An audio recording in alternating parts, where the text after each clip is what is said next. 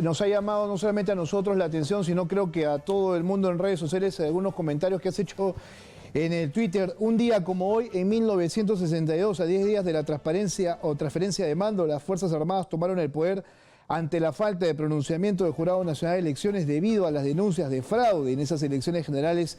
Pérez Godoy, Vargas Prada, Linley López y el vicealmirante Torres Matos, miembro de la Junta Militar. ¿Por qué hacer esto, Víctor Andrés? Cuéntanos. No, yo creo mire, yo soy un amante de la historia, ¿no? No, obvio, la historia nos enseña muchas cosas. Y lo único que he hecho es recordar una fecha, nada más. Como recuerdo muchas otras fechas también, ¿no? Y claro, eso se puede interpretar de alguna manera. No, la única manera que hay que interpretarlo es de que hay que recordar las fechas para no olvidar la historia. La historia es una enseñanza constante y permanente de lo que ha pasado en el Perú y de lo que podría pasar si no se corrigen los errores pasados, ¿no? No, claro, eso finalmente está, pero también hay que dejar que la historia se escriba, ¿no es cierto?, cual fuera esta. En realidad, son capítulos que se tienen que dar y a veces hay que también respetarlos, ¿no es cierto? Hay quien dice que esto que tú has publicado, por ejemplo, es prácticamente una actitud golpista. No, en absoluto, en absoluto, en absoluto. Hay que leer bien el texto. Hay que leer bien el texto. Lo que pasa es que hay gente que no sabe leer ni interpretar o que lee entre líneas, pero podría ser una condena al golpismo y podría sobre todo ser una condena al fraude, ¿no? Claro que sí. Yo creo que es una recordación de lo que ha pasado en un pasado reciente. Por 60 años tampoco pues es una fecha muy lejana y que es algo que no se puede repetir, que no se debe repetir. Cualquiera de las dos cosas, en realidad. Sí, bueno, pero yo creo que hay que interpretarlo de la manera más exacta, ¿no? La historia se escribe una sola vez y se debe escribir siempre con la verdad. Y la historia del Perú, con sus virtudes y sus defectos, sus buenos momentos y sus malos momentos, no se puede ocultar. Y debe ser parte de los ingredientes que tengamos para trabajar en el futuro de una manera más unitaria, con mayor transparencia y no repetir nunca los errores pasados, ¿no? Claro, pero también hay quien dice que los pueblos, las personas, no sé, en general también deben aprender de sus errores. No necesariamente debería ser lo contrario, hay que dejar, ¿no es cierto?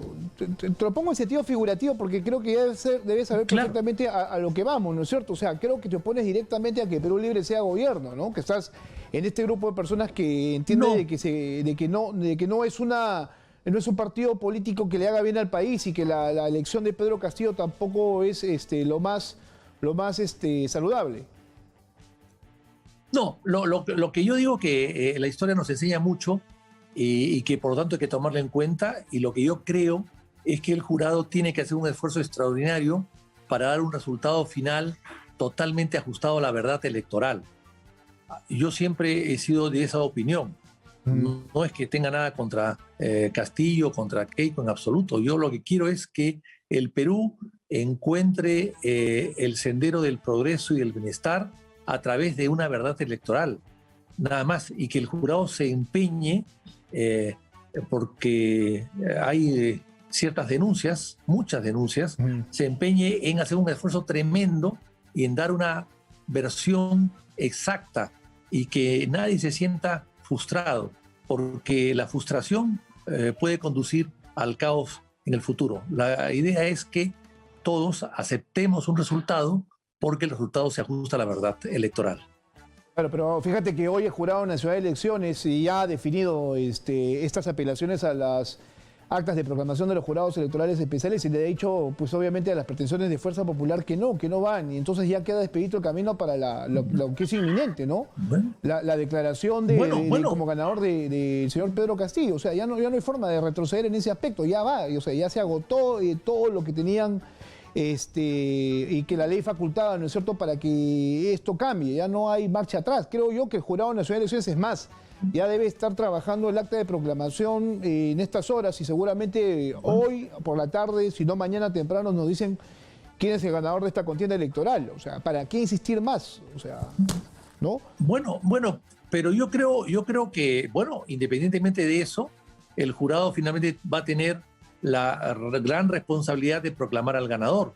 Tiene que hacerlo, la Constitución así lo dice, pero evidentemente también tendrá que asumir la responsabilidad de una proclamación que no se ajusta a la verdad electoral. O sea, eso tendrá que verse más adelante, claro, en el futuro. Pero evidentemente la ley, la Constitución faculta al jurado a hacerlo y el jurado puede hacerlo. Y si lo hace, esperemos que lo haga de acuerdo a ley. Claro, entonces entiendo que tú eres de los que también está en esta posición de que esa proclamación y esa elección sería completamente ilegítima. O sea, que sería un gobierno ilegítimo. Tampoco. No, yo creo, empecemos que salga la proclamación primero. A ver cuál es el sustento, ¿no? Pero entonces, a ver, si tú tienes unos argumentos en el cual dices, ¿no es cierto?, que la gente tiene que saber la verdad para que no haya frustración de ninguna de las partes, ¿no es cierto? Y entonces, después dice, el Jurado Nacional de Elecciones tiene que hacer un esfuerzo, ¿no es cierto?, para que se conozca la verdad, porque hay una serie de irregularidades, y después me dices, entonces hay que esperar lo que es el Jurado Nacional de Elecciones. Entonces yo te pregunto, si consideras que esto es legítimo o ilegítimo, porque hay quien dice, bajo estos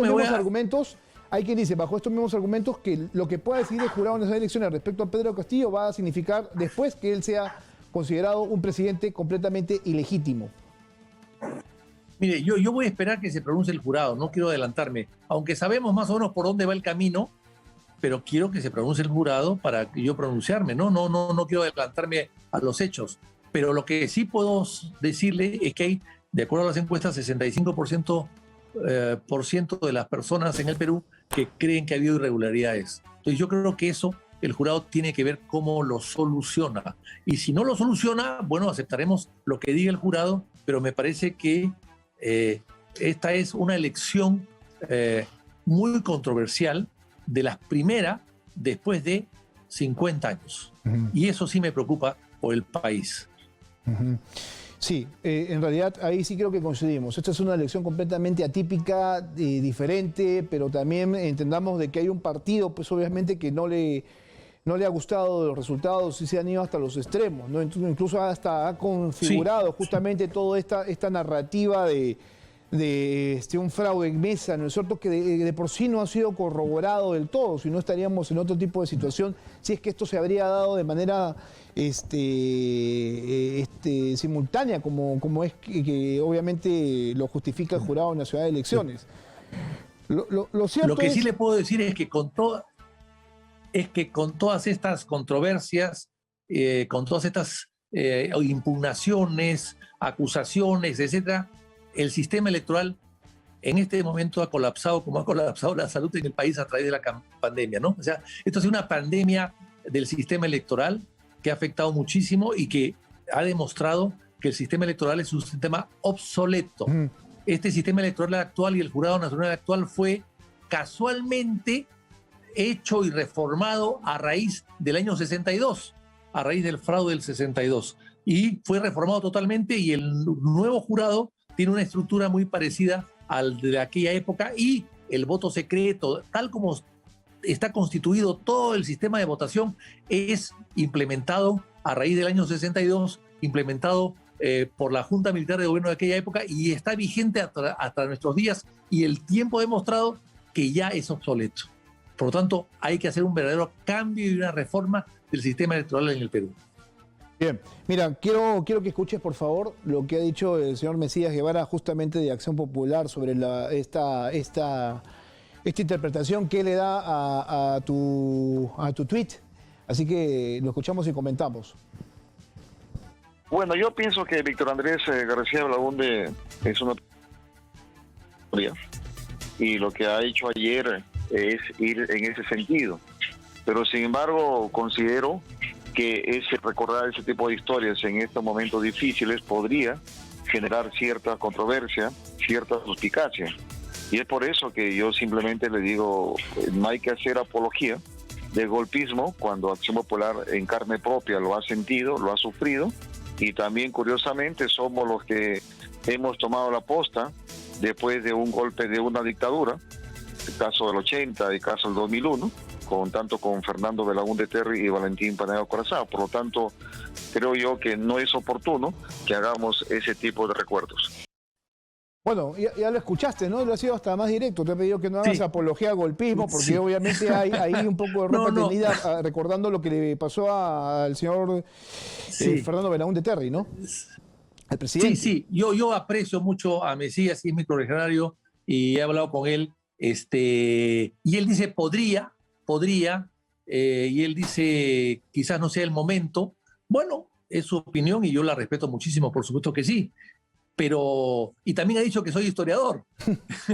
Yo soy un amante de la historia más que historiador, ¿no? Aunque conozco de historia bastante bien y he escrito mucho sobre historia, pero no me considero un historiador. Sin embargo, me gusta la memoria histórica, sí. Lo que, bueno, la diferencia con mi amigo Mesías es que él cree que quizás no sea oportuno decirlo ahora, o estamos hablando de tiempo, de oportunidad de decirlo o no decirlo, pero los hechos están allí. Los hechos están ahí y Acción Popular evidentemente nunca ha sido golpista, pero Acción Popular le ha afectado los fraudes, porque el 62 hubo un fraude contra Acción Popular y se protestó en su momento, es una larga historia, y debido a este fraude se cambió todo el sistema electoral en el Perú, y hoy día ese sistema electoral sobrevive hasta el día de hoy y ha dado buenos resultados. Hasta el día de hoy ha dado buenos resultados. Esta última elección ha sido un poco cuestionada, pero en todo caso ha dado resultados. Yo lo que quiero decir es que la historia hay que recordarla siempre. Hay que recordarla siempre porque nos enseña demasiado.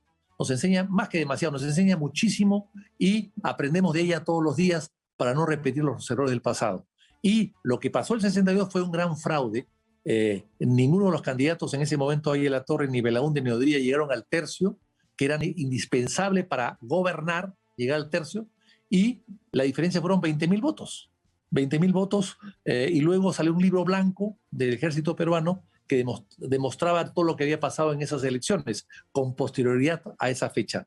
Entonces, la historia es muy larga, sí, claro, pero yo creo que siempre nos enseña. Y recordar no es malo, recordar es no olvidar, recordar es simplemente aprender del pasado para no cometer errores en el futuro. Sí, claro, pero la idea creo es no repetir aquello que se hizo mal, ¿no es cierto? Y que generó consecuencias negativas. Totalmente para el de acuerdo. país, porque no podemos avalar ni dictaduras de izquierda ni de derecha y tampoco dictaduras militares que creo que ha quedado en el pasado. Hoy es más, existe un compromiso mayor de las Fuerzas Armadas por no repetir este tipo de escenarios. ¿Por qué? Porque las Fuerzas Armadas quieren convivir con un sistema democrático, las Fuerzas Armadas quieren evitar el totalitarismo, quieren evitar una serie de controles que se dieron en su momento y que fueron del todo nefastas, ¿no es cierto? Que no permitieron que el país crezca, ¿no es cierto? Y se desarrolle. No, sí, totalmente de acuerdo, totalmente de acuerdo. Yo creo que la Fuerza Armada no puede ni debe intervenir nunca más en las decisiones políticas, ni menos en las elecciones.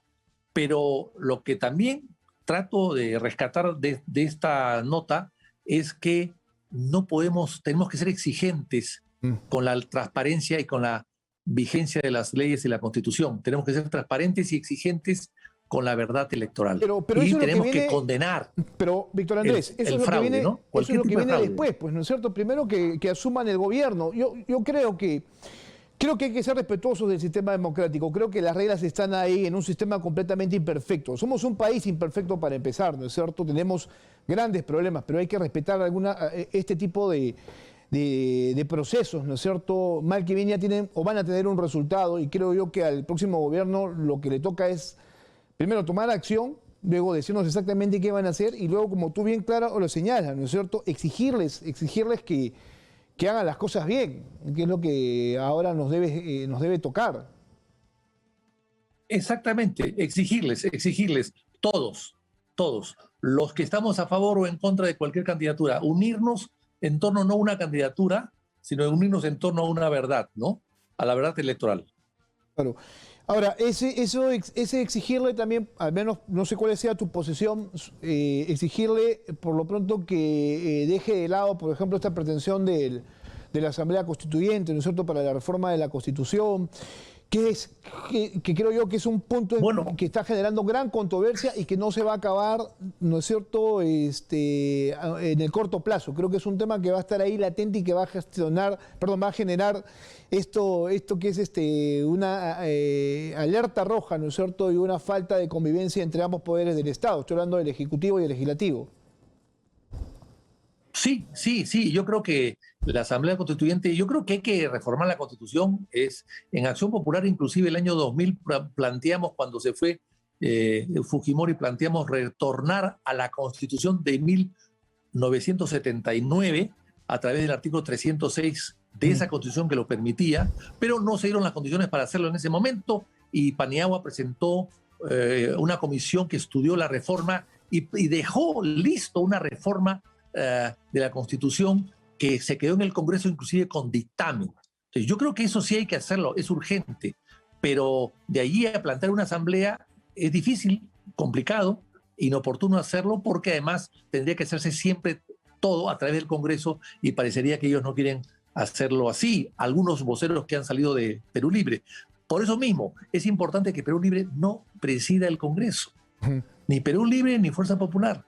Yo creo que son dos partidos que han llegado a la final con los problemas que tenemos y vemos, y me parece que no es el momento de darle más poder a Perú Libre en el caso que Perú Libre gane las elecciones. Yo creo, y además es un partido cuestionado, me hemos visto con los dinámicos de Junín, con una serie de cuestionamientos que a mi modo de ver le quitan transparencia e imagen a un partido que en esas condiciones, a mi modo de ver, tampoco podría presidir el Congreso. Como los que enfrenta Fuerza Popular, porque cierto símil hay entre ambos partidos políticos, solo que uno está en este momento procesado, ¿no?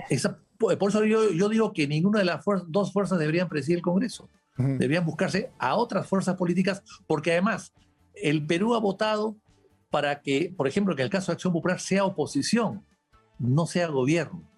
Y haremos una oposición alturada, constructiva, pero oposición finalmente. Pero fíjate, yo lo tengo aquí, ¿no? Estábamos viendo la semana pasada el tema de cuántos votos tendría, por ejemplo, la opción de Perú Libre y la acción de Fuerza Popular, ¿no? La opción, perdón. Entonces, ustedes están incluidos dentro de las opciones que tiene Perú Libre, o sea, hay una mayor cercanía para formar parte de la mesa directiva.